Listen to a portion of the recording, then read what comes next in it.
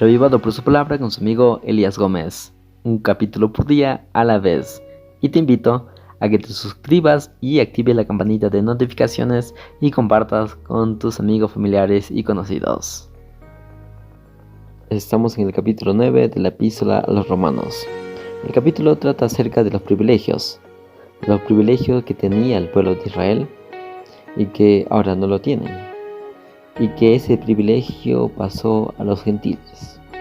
Bueno, a pesar de que el Mesías nació del linaje del pueblo de Israel, a pesar de todo ello, a pesar de que ellos tenían en sus manos la misma palabra de Dios, el mismo mensaje profético, rechazaron al Mesías. Es por eso que Pablo dice así, ¿no? Que tengo gran tristeza y continuo dolor en mi corazón, porque desearía yo mismo ser maldecido y separado de Cristo por amor a mis hermanos. Luego el versículo 4 dice que recibieron la adopción, la gloria, los pactos, la promulgación de la ley, el culto y las promesas. De ellos son los padres y de ellos según la carne procede Cristo. Aquí Pablo se lamenta diciendo, wow, es increíble cómo el pueblo de Israel rechazó al Mesías, a pesar de haberlo tenido muy cerca. Luego, en el versículo 6, el apóstol Pablo habla acerca de Abraham y su linaje. Bueno, en resumen de esta parte, Pablo quiere decir lo siguiente: no todo aquel que es judío o que es del linaje de Abraham son hijos de Dios, porque los judíos tenían ese concepto. Ellos pensaban por el simple hecho de ser judíos, por el simple hecho de ser hijos de Abraham, de venir del linaje de Abraham, ellos ya eran salvos, que su salvación ya estaba asegurada, que ellos tenían el máximo privilegio que todo ser humano tendría, y que ellos se vanagloriaban, y que por lo tanto no tenían derecho las demás naciones de tener ese evangelio, porque era algo exclusivo, entre comillas, del pueblo de Israel. Pero Pablo dice lo siguiente: que no todo aquel que es hijo de Abraham es también hijo de Dios, sino que son hijos de Dios todos aquellos que son hijos de la promesa. ¿De qué promesa? De todo aquel que cree en la palabra de Dios, que cree en la promesa del Mesías, cree en el que todas las naciones del mundo serán benditas en el descendiente de Abraham, es decir, haciendo referencia al Mesías. Luego, en el versículo 11 dice algo muy interesante: sin embargo, antes de haber nacido y antes de haber obrado ni bien ni mal, para que se mantuviera el propósito de Dios por la libre elección del que llama, y no por las obras, Dios le dijo a Rebeca que el mayor servirá al menor. Muchas veces este pasaje se confunde, tal igual como el capítulo 8, versículo 29, que habla de la predestinación. No es que Dios predestinó de antemano a Jacob para el éxito, para la salvación, y a Esaú lo predestinó para la perdición. No, sino que Dios desde antes ya conocía el futuro, sabía cómo habría de ser el carácter de Jacob, el carácter de Esaú, sabía qué es lo que habría de pasar.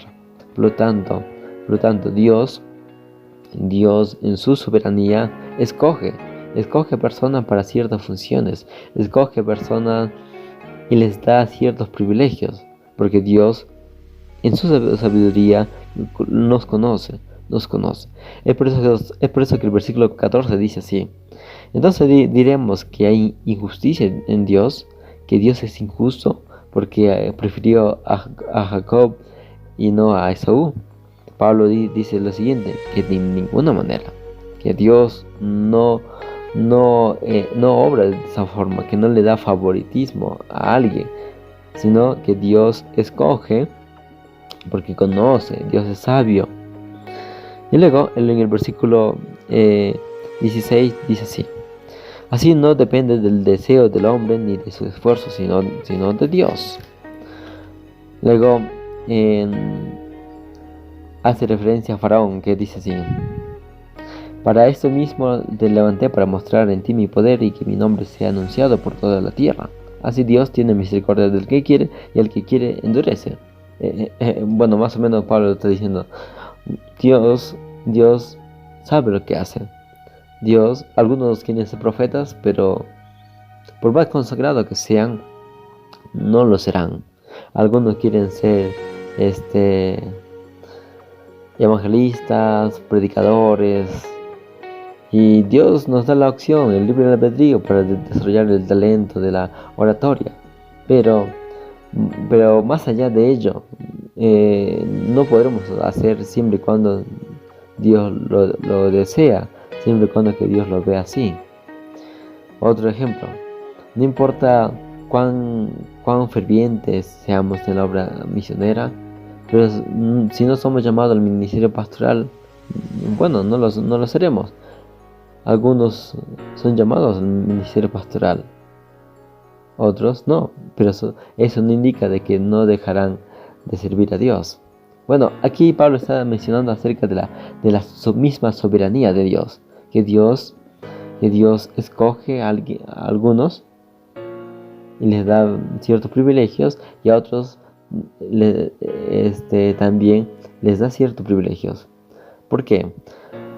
Pablo habla de todo este detalle para hacernos entender el asunto de los judíos y los gentiles. Aquí no se está poniendo en juego la salvación, porque el tema clave del capítulo no es la salvación. No es que Dios algunos escoge para perdición y otros para salvación, no, sino que Pablo está diciendo que los judíos tuvieron privilegios, y es a través de los judíos que los gentiles habrían de conocer el mensaje del Mesías. Pero los judíos fallaron en su misión.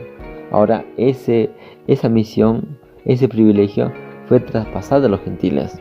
Hoy en día los gentiles, los cristianos, tú y yo que no somos judíos de la nacionalidad judía, pero somos hijos de la promesa, tenemos la responsabilidad de predicar el evangelio, de llevar el mensaje de salvación a toda nación, tribu y lengua. Por lo tanto, de todo esto podemos sacar una lección grande, que es lo siguiente: que no podemos rechazar los privilegios que Dios nos da, no podemos rechazar las bondades que Dios nos da, porque Dios nos da esas bondades para que a través de nosotros, a través de su iglesia, otras personas lleguen a conocer el mensaje de Cristo. Es decir, que a través de ti y a través de mí, muchos conocen la verdad presente en Cristo Jesús. Y si no lo hacemos, otros lo harán y nosotros nos perderemos. Eso fue el revivado del día de hoy. Un abrazo, que Dios te bendiga, que tenga la paz del cielo. Chao.